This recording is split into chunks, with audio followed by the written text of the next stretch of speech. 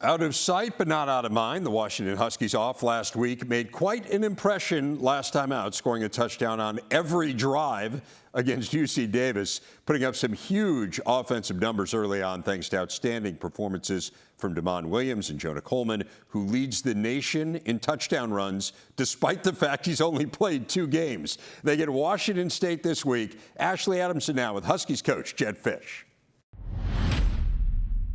Coach Fisch, great to see you. Thanks so much for making the time. I know fans and obviously your team are fired up for the Apple Cup, but I want to start with your first bye week. It seemed almost like too early in the season, but what was valuable about having that reset just a couple of weeks in?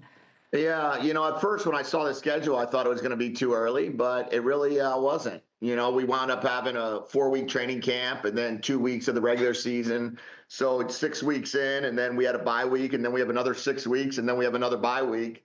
And then, kind of another 6 weeks. So I kind of like how it's going, when I looked at it, and our guys had a nice little reset after 6 weeks. We took a few days off Friday and Saturday and got back at it. And obviously we had 2 weeks to prepare for a big rivalry game. It's always nice when the schedule is better than you think it's going to be, certainly. And I know you don't have a ton of film to dissect, but with 2 games behind you, what has been the most encouraging thing you've seen so far with this group? We're playing pretty good. We played the last 6 quarters on offense at a really, really high level. I think we've scored every drive that we've had the ball, and we've had, I think, 14 out of 15 touchdowns.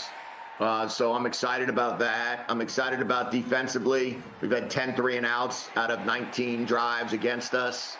We've taken the ball away twice.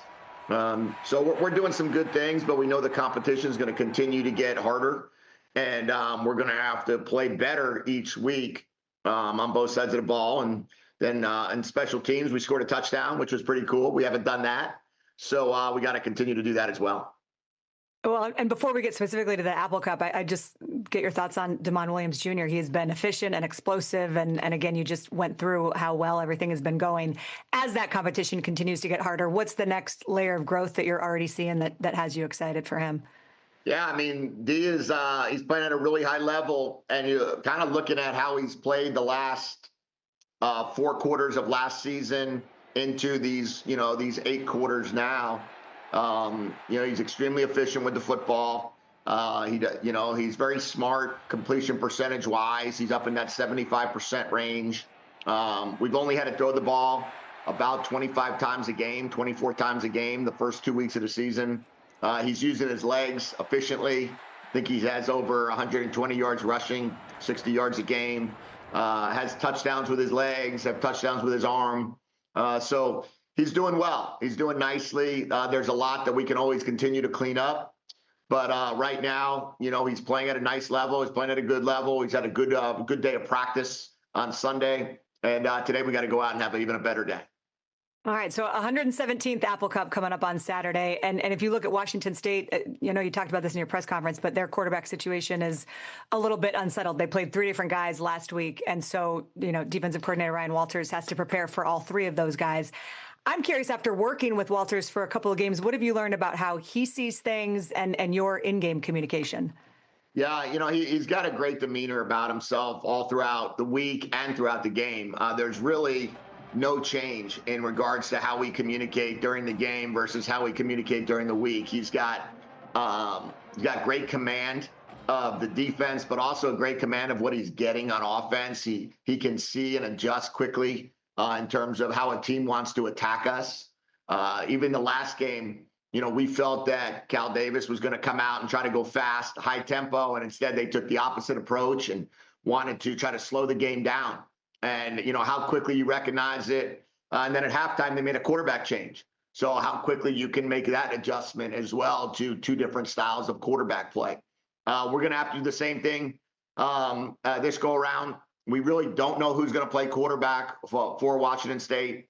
There's really 3 guys that are all playing and really 2 different skill sets. So we have to prepare for both skill sets and then see how it goes on Saturday at 4:30. I know rivalry games obviously always bring extra emotion. You've been involved in a lot of great in-state rivalries in your career. In today's college football era, does it feel different? Or I guess what's the process to get this group ready to play in the Apple Cup on Saturday? Yeah, I do think it's different. I think back in 2009 when it was Minnesota versus Wisconsin, back in 2013 when it was 12 when it was Miami versus FSU, and then 16, 15 Ohio State, Michigan. Those games were all, and then the last 3 years with Arizona and Arizona State, things started changing because your roster didn't play in all 4 years of games. Probably 35 new players. So those guys didn't even play in last year's game. I'm hopeful that, we can continue to build our team through recruiting so we have less turnover and more guys stay for multiple years, but it certainly is different than it once was. Yeah, no, well said. And I know last year's game was painful, especially for the guys who were part of another one of the games last year that came down to the end.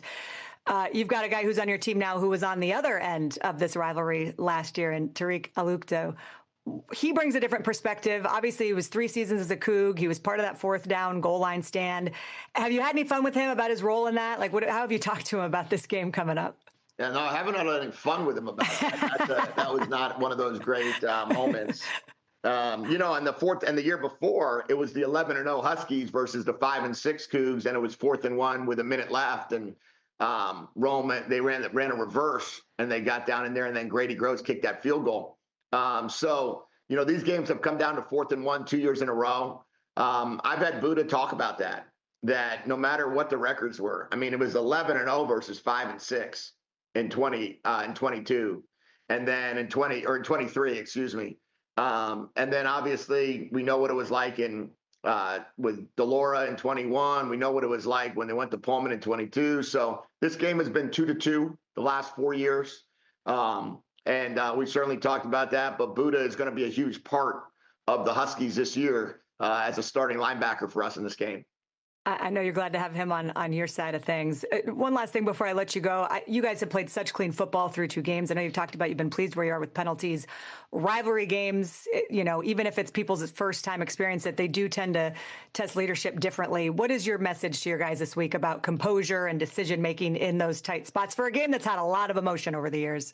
Yeah, I talked to our team about that yesterday, and I specifically said we're averaging, I think, 5 penalties a game, 5.5 penalties a game. There should be no difference. The average shouldn't go up because we're playing a rivalry. We're averaging, 0.5 turnovers. That shouldn't go up because we're playing a rivalry. Those are the things that shouldn't adjust, right? We have to be disciplined. We have to play our game. We can't allow the elements of going to Pullman affect our game. And that'll be the biggest challenge for our team. And if we do that, then, I'll be excited about the way we play. And if we don't do that, then I'll be very concerned.